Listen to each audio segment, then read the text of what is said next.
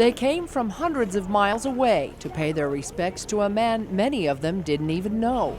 But this family from Colorado valued his knowledge and what he stood for. This is the American dream. Let's protect it, and that's what LaVoy protected. It's the American dream, and he died for it. 54-year-old rancher Robert LaVoy Finicum of Cane Beds, Arizona, was honored by thousands during a day-long goodbye ceremony held by family members at the church he used to attend. The family is very pleased and very appreciative of those people who are honestly here to pay their respects and show that they stand for what he stood for.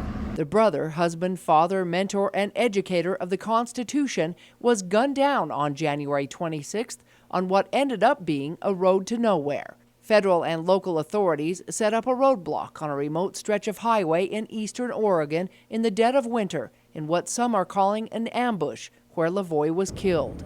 Posters were displayed in several vehicles parked outside the church calling his death a murder. Those seeking the truth visited the Oregon site and came up with their own conclusions. Went checking out, and there's snowmobile tracks everywhere where they'd been setting this up for a long time. They had trimmed trees for shot lines.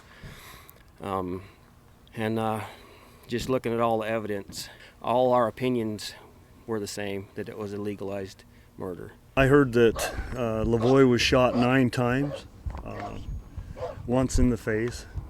That's why it's a closed casket. I know there's lots of rumors and lots of stories out there, but LaVoy had his hands up in the air, that he was pulling the attention away from the truck that he had been in because there was 2 women in there with him, and that he was trying to make his way away. And he said, if you're going to shoot someone, shoot me. Those who believe in the Constitution say he was a hero for the cause. It was a really hard decision to make, but he knows that he believes in the proper role of government and in the Constitution, and he would give everything to protect those things. After the service, LaVoy's casket was brought out of the church by pallbearers. LaVoy's wishes were to be buried in a pine box with just his family present. But family members opened up the funeral to all people wishing to pay respects for the man and what he stood for. I know that he was doing what he needed to do. And for that, knowing that he's a God-fearing man and that his heart was where it needed to be, I have peace. Dozens of people on horseback paid tribute by joining in on an empty saddle ride. And this is one tribute that we as American cowboys and ranchers are going to do a tribute to LaVoy, as giving one last honorary ride. An American flag draped over the saddle using a flag LaVoy made himself symbolized the loss of their patriot. And while the sun has set on his life, family members plan to challenge the justification of his death. We don't want the media's biased. We don't want the FBI's bias.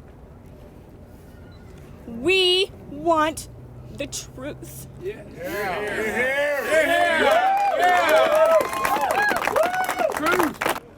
Robert LaVoy Finicum will be buried 38 miles away on his property in Cane Beds, overlooking his cattle as they continue to graze on public lands.